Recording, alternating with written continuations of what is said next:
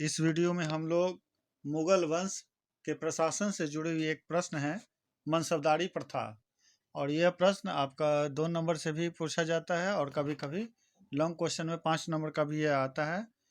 तो मनसबदारी प्रथा क्या थी और इसका क्या अर्थ है और इसकी क्या विशेषताएं हैं, इसके बारे में हम लोग इसमें देखेंगे।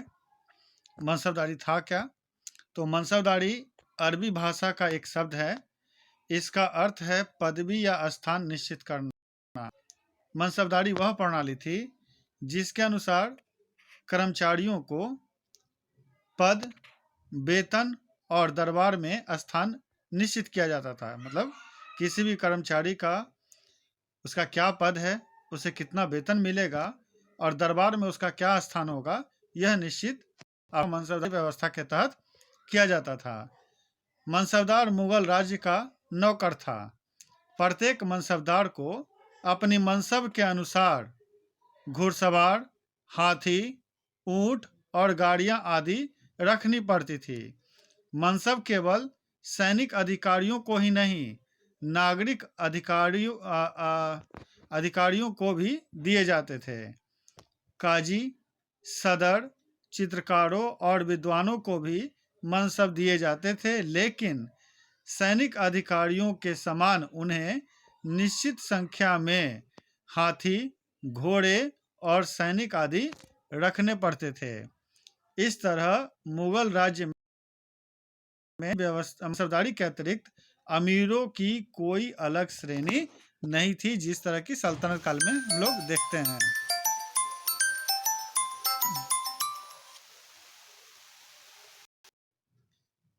मनसबदारी की प्रथा की क्या विशेषताएं थी, उसे हम निम्न बिंदुओं से देखेंगे। पहला है मनसबदार की योग्यता।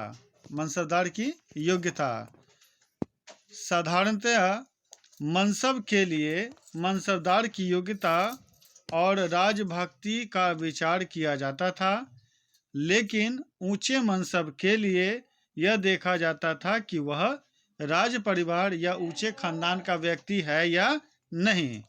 दूसरा था मनसबदारों की नियुक्ति, पदोन्नति और पदमुक्ति। मनसबदारों की नियुक्तियां सम्राट स्वयं करता था। मनसब पाने वाले व्यक्ति को मीर बख्शी के पास ले जाया जाता था। मीर बख्शी उसे सम्राट के सामने पेश करता था। सम्राट उसकी योग्यता और मीर बख्शी की सलाह से मनसबदार नियुक्त कर देता था। नियुक्ति के बाद उसका नाम सरकारी रजिस्टरों में दर्ज कर लिया जाता था। मनसबदारों की पदोन्नति भी सम्राट की इच्छा पर ही होती थी। सम्राट जब चाहे किसी भी मनसबदार को उसके पद से हटा सकता था। मनसबदारों की श्रेणियां। अबुल फजल के अनुसार मनसबदारों की 66 श्रेणियां थीं। अकबर के शासनकाल में सबसे छोटा मनसब 10 सैनिक और सबसे बड़ा मनसब 10,000 सैनिक का होता था। बाद में राजकुमारों का मनसब 12,000 तक कर दिया गया था। साधारण मनसबदारों का सर्वोच्च मनसब 7,000 तक होता था। अकबर ने संभवतः 3 अमीरों मिर्जा शाहरुख, अजीज कोका और राजा मान सिंह को ही 7,000 मनसब दिया था। अगला पॉइंट है मनसबदारों के लिए जब्ती प्रथा। यह जरूरी नहीं था कि मनसबदार के पुत्र को भी वही मनसब मिले जो उसे दिया गया था। मनसबदार की मृत्यु के बाद उसकी अचल संपत्ति जब्त कर ली जाती थी, उसे सरकारी खजाने में जमा कर दिया जाता था। मनसबदार अपने मनसब के अनुसार घुड़सवार नहीं रखते थे, वे अपने मनसब का केवल एक निश्चित भाग ही रखते थे। इसलिए 1594-95 ईस्वी में अकबर ने सवार मनसब की स्थापना की थी। अगला पॉइंट है जात और सवार। अकबर ने अपने शासनकाल के अंतिम वर्षों में 300 से ऊंचे मनसबों के लिए जात और सवार नामक 2 पद जारी किए। ब्लोचमैन के अनुसार मनसबदार से जितने सैनिक रखने की आशा की जाती थी, उसे जात मनसब कहा जाता था। डॉक्टर त्रिपाठी के अनुसार सवार मनसब एक अतिरिक्त सम्मान था, लेकिन फिर भी इसके लिए उसे भत्ता मिलता था।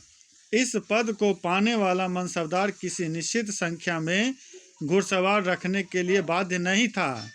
डॉक्टर ईश्वरी प्रसाद और A.L. श्रीवास्तव आदि का मत है कि मनसबदारों को पहली, दूसरी और तीसरी श्रेणी में बांटने के नियम की निम्नवत जारी किए गए थे।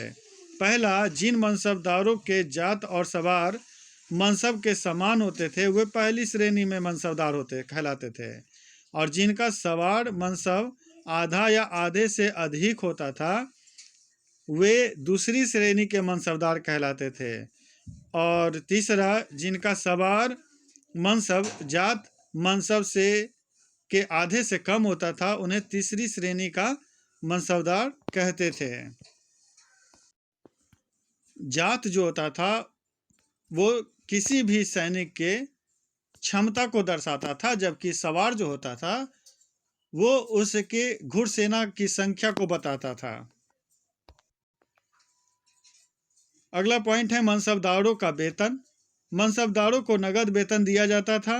वेतन के साथ ही उनके सैनिकों तथा वाहनों का व्यय भी दिया जाता था। प्रथम, द्वितीय एवं तृतीय श्रेणी के 10 हजारी मनसबदारों को क्रमशः 30,000, 29,000 और 28,000 रुपये प्रति मास वेतन के रूप में दिया जाता था। अगला पॉइंट है मनसबदारों की सेना का निरीक्षण। मनसबदारों के सैनिकों का समय समय पर निरीक्षण किया जाता था। उनके घोड़ों को दाग दिया जाता था और उनके सैनिकों का हुलिया रिकॉर्ड किया जाता था। घोड़े को दागने की प्रथा और सैनिकों का हुलिया रिकॉर्ड करने की जो प्रथा है वो सल्तनत काल में अलाउद्दीन खिलजी के समय में ही किया गया था, ताकि इस बात की पहचान हो सके कि वह उस प्रशासन का घुड़सवार है या उस प्रशासन का सैनिक है।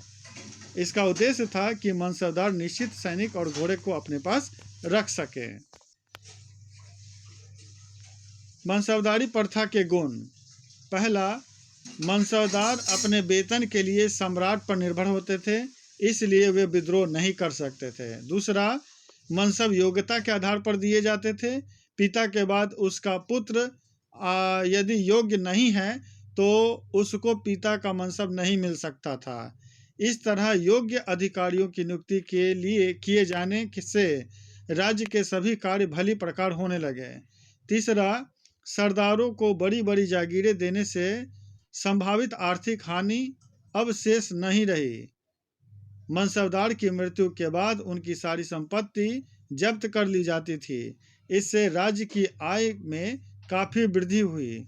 अलग अलग जातियों के मनसबदार एक दूसरे के विरुद्ध संतुलन बनाए रखते थे। अगला जो है इसमें मनसबदारी प्रथा के दोष। मनसबदारों के सैनिक सम्राट की अपेक्षा अपने सरदार के प्रति अधिक वफादार होते थे।